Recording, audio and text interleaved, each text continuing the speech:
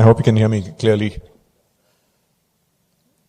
I had a private word with Shivakumar over here. I'll leave it to him. I'm not sure you'd want me to talk about Jodi 365 and what it takes to keep relationships successful. But first, thanks for having me over here. I'm especially pleased to see a lot more black-haired folks than gray-haired folks. And a big draw for me goes back to the connection that you made. Vikram, your son, and I have this Booth alum connection in common. I think back to when I was finishing up my MBA. This is a little over 15 years ago. And we read a lot about strategy, we read a lot about management, we read a lot about innovation. There's some perspective that you pick up from textbooks. And I'm not here to talk about strategy, innovation, and management from a theoretical perspective. I think about the options that were opening to me as I was finishing up this top-tier MBA. I had been an apprentice at an angel investment network at the time, Hyde Park Angels, which is today one of the largest investment groups, investment network, angel investment networks out of the Midwestern US. And had doors being graciously opened into venture capital for me to see what startups might be worth investing into. But then I had this itch to be an entrepreneur, to be in the trenches myself. I didn't think that I would be the kind of VC, a venture capitalist then, that the entrepreneur or some entrepreneur would respect. And I pursued the business opportunity that was most exciting to me at the time. Even though I'd been in the US for almost 15 years, no, more than 15 years at the time, was doing well professionally. Where opportunity is what led me from India to the US a little more than 30 years ago.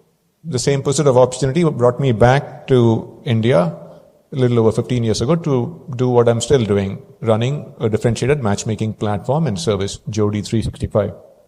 So the perspective that I want to bring is that of a business owner and operator, not talk about strategy as you would read in some textbook, to talk about the lessons that I've learned, the scars that have informed my understanding of strategy and management and innovation. And talking about how I've tried to do a better job at my business, to make fewer mistakes, to learn from my mistakes. So when you think about strategy, you can look up dictionary definitions, you can look up what you might read in textbooks. Essentially, it's a plan of action. How do you go about winning? So here I was in my mid-30s. I was single for a long time. And I was someone who was an ambitious professional, didn't have the time for the night clubbing routine or bar hopping or partying. Didn't have much time to mix and mingle with friends at the same time. So while still having this desire to have a balance between career and family, I thought about, all right, how is someone to go about finding a partner? Online options had emerged. Going back to the first wave of the internet, Web 1.0 as you talk about them, online matrimony sites. You name it, there's a good chance I may have tried it. Both the Indian versions and the US versions, the Western versions, the more dating-focused versions. But for some reason or the other, it didn't quite cut it for me. There are names that I could take of the better known, the leading matrimonial sites, pure play matrimonial sites that had me wanting to puke.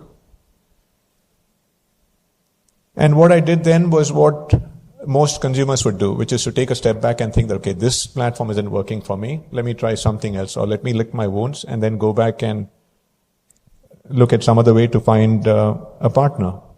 Fast forward 10 years, and I found myself here finishing up an MBA, having entrepreneurial aspirations, and thinking that, wow, the problem is not limited only to me. There are so many around me, educated professionals, for whom it isn't working. And I thought that there had to be a better way, and maybe I could go about building a better way for this target segment.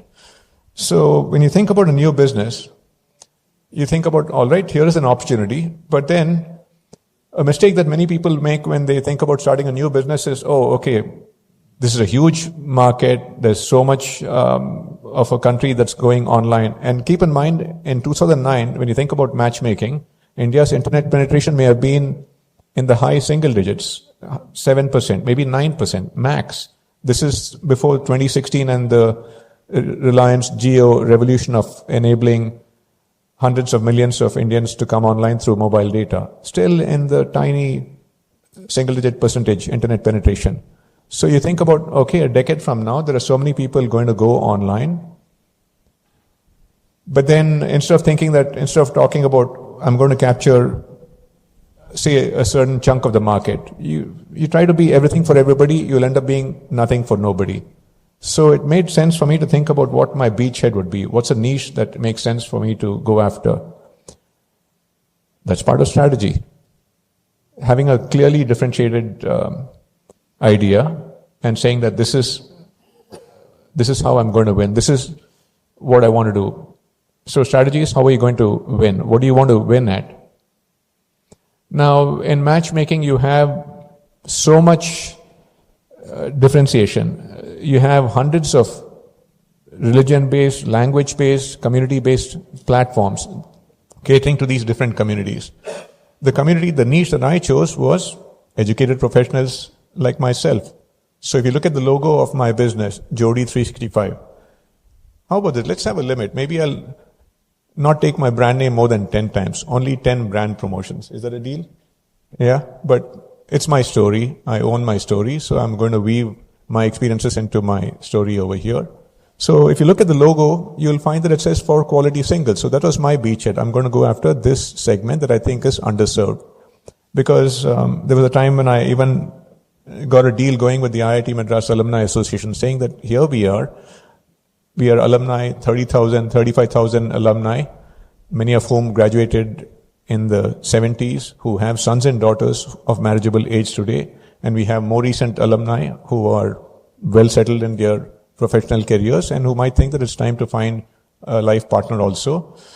And what we think about is finding a partner who comes from a good family, who is well educated. We don't care as much about which religion, which community, as long as a good family, good education. So, that's what you're catering to at Jodi 65. So I had an MOU with them. I had a deal with them saying that we would be the exclusive matchmaking provider for IIT Madras alumni. And we had similar tie-ups with groups at IIM Bangalore, IIM Calcutta, and out of the US, the network of Indian professionals. So this was the community that I went after, educated professionals. But easier said than done. I like how in your introduction you talked about, culture eats strategy for lunch. It's good to have an idea of, okay, what the plan of action is for me to introduce a differentiated matchmaking platform. Management is how you translate that strategy into something on the ground. So it's about execution. And since Mike Tyson has been back in the news in a recent bout at 58, it's just as well that I think about a famous line of his. There was a time when he was the baddest dude on the planet and ferocious, really fearsome fighter. And people would talk about, they're going to stand up against Mike Tyson and be the one that takes him down. And he'd say that, everybody has a plan until they get punched in the face. So it's one thing to say that, yes, this is my strategy. I'm going to come up with the next best matchmaking platform. How do you translate that plan into action? And I think about how I had the sense while sitting in the US and thinking that, okay, here's an opportunity for a next generation matchmaking platform out of India. I didn't want to be that NRI who was going to come to India and say that, hey, look, all you fellow people, fellow countrymen, listen to me. I've gone to Mount Sinai and I've come down to these 2 tablets.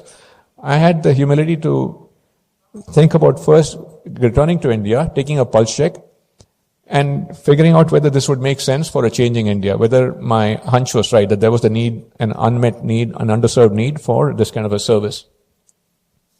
So I came back to India, and then I thought that if I'm going to build a platform, it has to be a product. How do I go about building a product? There's a good reason why I say something publicly at every chance that I get. It's fashionable to talk about, customer first. Customer is God. You got to treat your customers as if they're the most important thing. And I say, no. The most important thing for me as a business is, of course, it has to be profitable. Where do profits come from? From having a product that is valued by the market. It could be a service. It could be a tangible product. Where does the product come from? The product comes from your people. So I thought that if I'm going to start a new company, I have to have people who can help build this product for me. So think about this. I was freshly back in India after being away for 15 years, and here to start a startup, I would need somebody who can architect this platform. I had a PhD in computational hydrodynamics, so my official degree says naval architecture and scientific computing. While I could have intelligent conversations on tech matters, I didn't have the hardcore skill sets to architect a website. I could work closely with an architect, so I needed a tech lead. I needed a web architect who would build this website for me. Easier said than done. This is before startups were sexy. This is before, you can imagine, Flipkart was just on the scene, and you had the Bansal brothers going from door to door handing out bookmarks for Flipkart. And they may have just raised their $10 million from one of the top tier venture capital firms. Good luck trying to get somebody to join your startup. There was one young man, to his credit, he decided to come on board. He said that, okay, I like the opportunity that you've seen.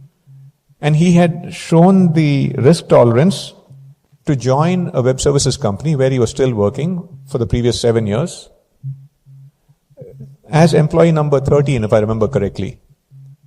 And I was impressed with his profile. He had even written a book on coding on PHP, a dominant language at the time for web apps. And he said that, yeah, he could come on board and he could even bring 5 people on board. I said, I wouldn't need a team of you plus 5, maybe you and 2 others. He said, yeah, sure. But it was December. He was Christian. He said that Christmas is around the corner. He was going to take a couple of weeks off. There were also a couple of weddings in the family. Can I get back to you in 2 weeks? I said, sure, I can wait 2 weeks. I'd waited 2 months to set up an office and operations in the Foundation for Operations in Chennai. 3 weeks went by and I didn't hear from him, and I called him and he told me that, yes, while this sounds exciting, I spoke to my father-in-law and he said, don't join a startup. 80% of startups fail. You've been in services, stay in services. That's how humbling it was. And this is one example of the challenge in translating strategy into actual action. And I thought about, how do I then get this product live? People talk about when you're introducing something new, when you're innovating, and now I'll jump ahead. There are these 3 pillars. I've started the strategy. I made a reference to management, which is the art and science of executing on the strategy. And then there's innovation. Innovation, you might think, is a nice to have. Many people make the right case that it is a must have in today's rapidly changing world. Here's another example in the news. Everybody's talking about NVIDIA. You have the CEO showing up in his trademark leather bomber jacket and having Mukesh Ambani having a fireside chat with him. And when Mr. Ambani shows up, you have all the celebrities of Bollywood coming and giving attendance and getting more visibility for this kind of a conversation. NVIDIA could have been bought out by Intel for, who knows, double-digit $1 million. And they've displaced Intel now in the S&P 500, if I noted correctly. I'm not sure about the timing of when it's going to happen. How? Because they have innovated in a way that Intel, which is the darling of semiconductor innovation, has not really kept up. So, innovation is something that was rightly said, it's a must-have over here. And there are different kinds of innovation. For me, it started with thinking about, I'm introducing a new product. It's almost in a new category because my experience told me that there were enough matrimony sites. And in the West, there were enough dating sites catering to those who were not quite thinking about matrimony. And the culture is a little different in the US. But even in India, the winds of change were blowing. The insight that I had was that even though there were pockets in India that were more liberal, more progressive than you might see in the West. This is still a country where you'd have Hallmark show windows being smashed on Valentine's Day. You'd have couples who would be harassed if they were walking hand in hand on Valentine's Day by right-wing nutcases and bucks saying that, oh, this is a corruption of Indian culture. Let's get them forcibly married. Let's have them say that, try a Rakhi and all that. So, if anything can be politicized, it will be politicized. And this is an easy target, a soft target, a corruption of Indian culture. So I had the sense to think that, look, this will not work in mainstream market. So the idea still was that pure play matrimony sites didn't quite appeal to the 20-something, the 30-somethings. And I was still then as part of the 30-something generation. So I came upon this model of a hybrid between the modern and the traditional. A new platform that appeals to the young generation without antagonizing the older generation. That was the genesis for Jodii 365. Not a matrimony 365, not a dating 365, but a smart, sensible hybrid between the two. There are different kinds of ways in which you can innovate. While even having the same product, you can have better processes inside, you can have the same product and you can translate it into different markets. Or you can even have different ways of delivering value to customers. So here I had the idea for a different kind of matchmaking platform. This is a strategy. How do I go about winning? So when it comes to winning, you have to have a product. So I talked about the early challenges of building the product, building the website. And I knew that you don't just build a product and say that it's done. It's not once and done. You have to keep innovating, because if there's any software, you know that it's never finished. Feature requirements will change. People will want something better. People will want more. And it didn't make sense to outsource it and have somebody. You cannot be a tech company. You cannot claim to have innovation and have it be outsourced. There are still ways in which some people have pulled it off. There are some famous examples. The founders of Airbnb were not hardcore techies. The founders of Calendly, this calendar software, were not hardcore techies. Steve Jobs, one of the most celebrated tech CEOs, was not quite a techie himself. But I thought that we had to have the product in-house. So I came upon this hybrid approach again, of not giving it to a web development shop to build it, but working with somebody who ran a web services company, with the idea that he would deploy a team and gradually hand over not just the initial minimum viable product, but also a couple of team members to me in-house. So that was one of the ways in which I thought, here's how I can actually translate my idea for something new, something innovative, into something that I can execute and run in-house. There have been lots of painful lessons over the years on management.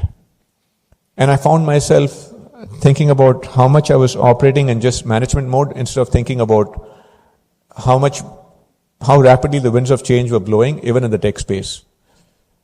To the extent that I would have conversations with one of my mentors, one of the celebrated strategy professors at Booth, when I would tell him that I find myself being more in management mode, manager mode, than thinking strategically.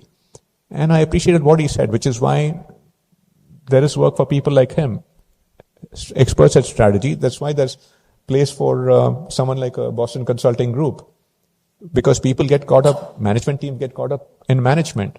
And I can come to a prescription for how do you balance these three pillars within an organization, between strategy and management and innovation. Returning to my train of thought, the challenge is more so given that I have been a solo founder. And when you talk to investors, they talk about, yeah, we believe in backing teams. They tend to be nervous of solo founder companies because it takes a lot of complementary skill sets that is difficult to find in one individual. Someone may be great at tech, someone may be great at the business side of things. Another famous example, Steve Jobs and Steve Wozniak. Wozniak was the geek. Wozniak was the one who made those motherboards and assembled the early Apple computers. And Steve Jobs was the brains behind the business. I'm sure their design teams have not gone underappreciated. Yeah, but it takes teams.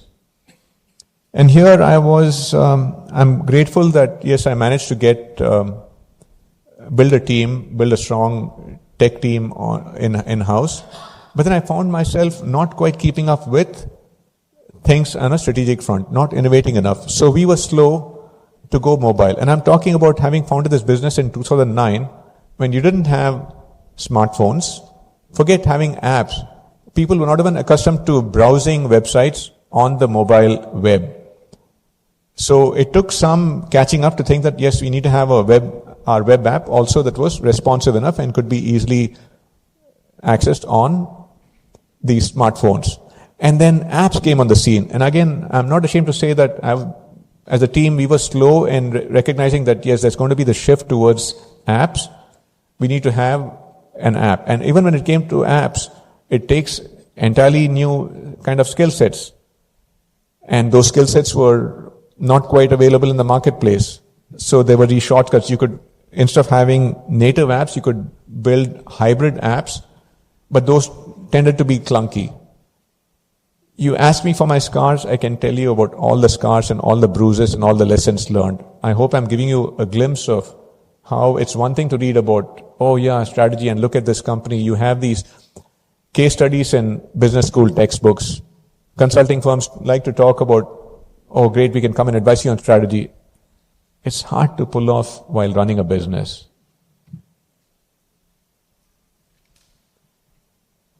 Something that I've done more recently is, if you were to go and look up Jodi 365, I like that, yes, the opportunity that we saw, a hybrid between the pure play matrimony sites and the newer dating apps, is something that has had legs. We stayed true to that positioning for years.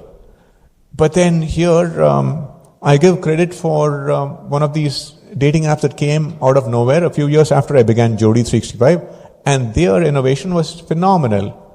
Tinder. Who hasn't heard of Tinder?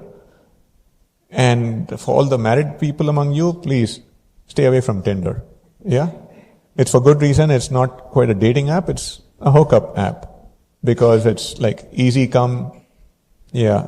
It's like a meat market, and good luck to them for getting the mind share that they have, for getting the audience that they have, but their innovation was phenomenal. You get on board within seconds, and all they recognize that all people care about is, if you see somebody at a bar, if you see somebody at a restaurant, okay, this person's hot, this person's not hot. But do I want to sleep with this person? Yeah. How far am I willing to go to sleep with this person? How old a person do I want to get laid with? I'm sorry to be that as crude, because that's how crude the app has been perceived to be, fairly or unfairly.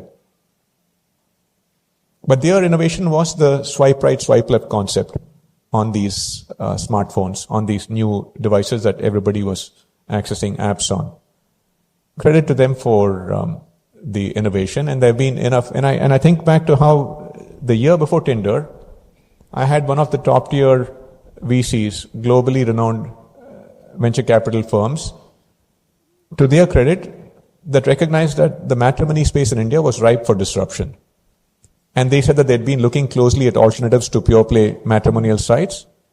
Somehow they looked up, they heard about Jodi 365, and it was flattering that they rolled out the red carpet saying that, yes, we'd like to back you. We can be the catalyst for your growth. We think we've taken a close look at Jodi 365 among 17 different investment possibilities in this space. And this is after coming within a fingernail of investing in the Series A of another dating platform, which ultimately they passed on because it was just another dating platform. Whereas they felt that Jodi 365 would beat everything else out there. And this was pre-Tinder. And I wasn't looking at funding at the time. I didn't think that taking more money was going to be the solution to my problems at the time. So it comes back to, again, it's all tied together. You think about, all right, what is strategy? Some people might think that the winner takes all, go big or go home. There are different models also. One of the business models may be a network effects business. I might be I might be getting a little too technical over here. I'm not sure how many of you may appreciate what it takes to run a marketplace, this kind of a matching network where you need to match men with women, women with men. Similar to how when Amazon came to India, they knew that e-commerce was going to grow in a big way in India, but how can you get the consumers if there weren't enough sellers on the platform? How can you get sellers if there were not going to be enough consumers, enough buyers on the platform? So when you build a marketplace, you had to get both the supply side and the demand side, and more or less at the same time. Similar to how when Visa and MasterCard were introducing credit cards, and they had to go to businesses and say, oh, why don't you accept this novel payment mechanism? So you'll get more business because people won't feel the need to have to take out their wallet and pay cash that they may not have, accept credit cards. But then for shoppers to accept credit cards, they need to know that there would be enough consumers coming in with credit cards. So they had to get businesses to accept credit cards. They had to get consumers signing up for these credit cards. So it's a challenge to build a marketplace. It's a chicken and egg thing. What do you build first? The advice, again, there are enough people who learn the hard lessons and share the hard lessons. Build on this, get the supply side first. So Amazon very smartly, in the background, they went and got lakhs of sellers in India, and then they went online in a big way. They carpet bombed the airwaves saying that, okay, Indians, come. There are lots of products on this catalog at Amazon, or the cow, show me more. You'd have those options. But in my kind of business, in matchmaking, you don't really have true network effects. It's not that you get the men, you get the women, and you have them forever, customers for life. They come with the idea of finding a match and disappearing. It's like a one-shot deal.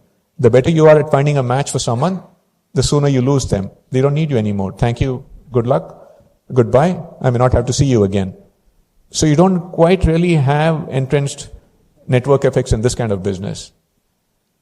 These are some of the things that you learn the hard way. What does it take to really build an enduring business?